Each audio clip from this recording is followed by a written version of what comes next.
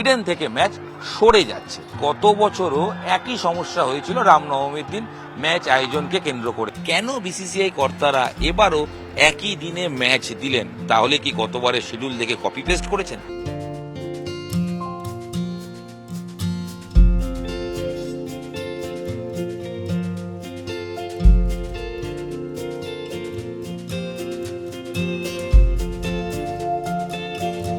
KKR fan আপনি, তাই তো?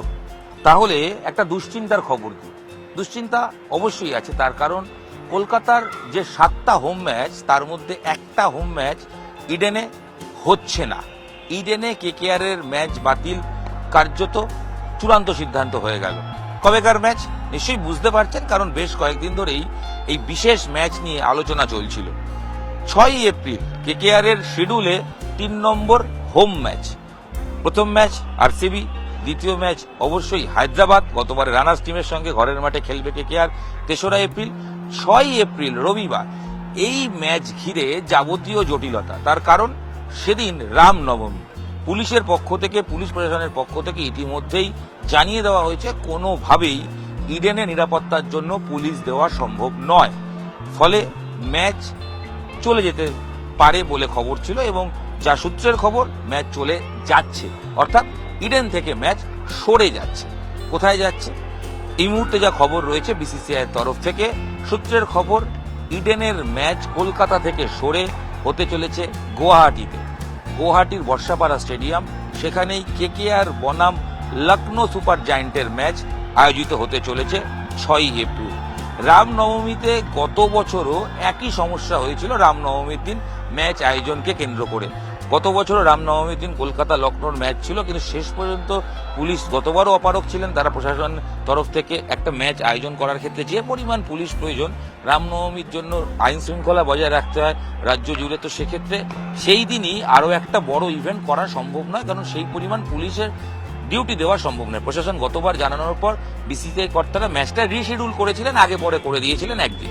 তবে এবার যে খবর পাওয়া যাচ্ছে, না, বিসিসিআই কর্তারা তারা ম্যাচের আয়োজনের জন্য ইতিমধ্যেই শিডিউল দিয়ে দিয়েছেন, সেই অনুযায়ী ম্যাচ আয়োজন হওয়ারই কথা, কিন্তু পুলিশের তরফ থেকে জানিয়ে দেওয়া হয়েছে যে না, তাদের পক্ষে রামনবমীতে কোনোভাবেই ম্যাচ আয়োজন করা সম্ভব নয়।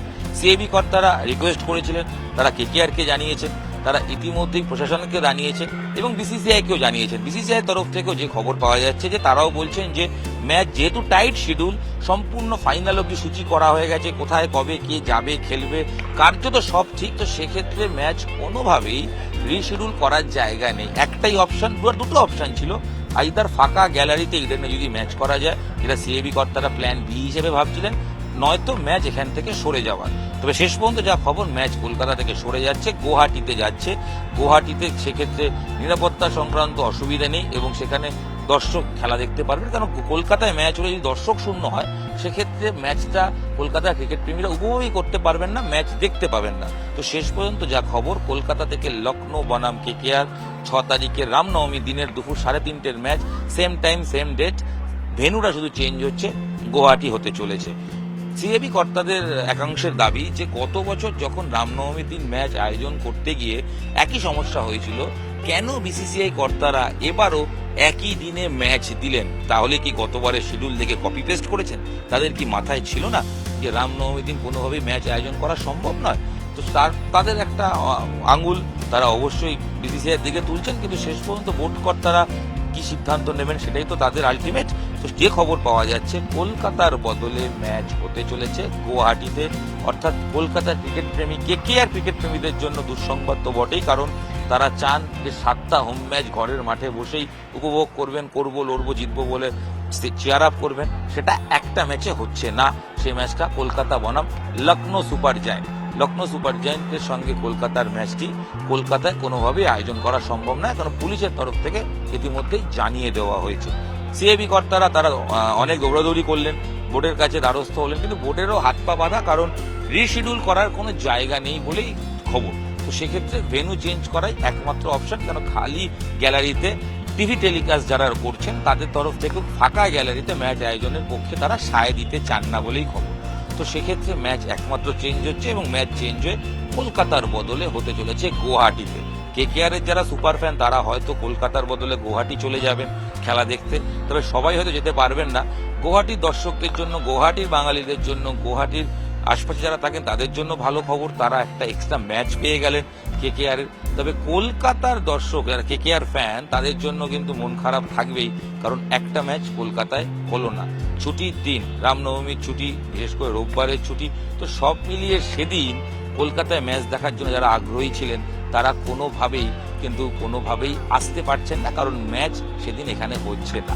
তো সব মিলিয়ে মন খারাপের খবর। কিন্তু ওই আমি বলেছি আপনাদের, নিউজ 18 বাংলা ডিজিটালের এই বিশেষ পডকাস্টে আপনাদের সঙ্গে আমি রোজ কিছু না কিছু হারির খবর টাক করে নিয়ে আসবো আর আপনাদের সামনে রাখবো। প্রচুর খবর থাকবে, সোশ্যাল মিডিয়ায় চোখ রাখতে হবে, নিউজ 18 বাংলা ডিজিটাল দেখতে হবে, আর আপনার প্রিয় মুঠোফোন, এই মুঠোফোনে স্ক্রল করতে করতেই ঠিক পেয়ে যাবেন আমার এই বিশেষ শো।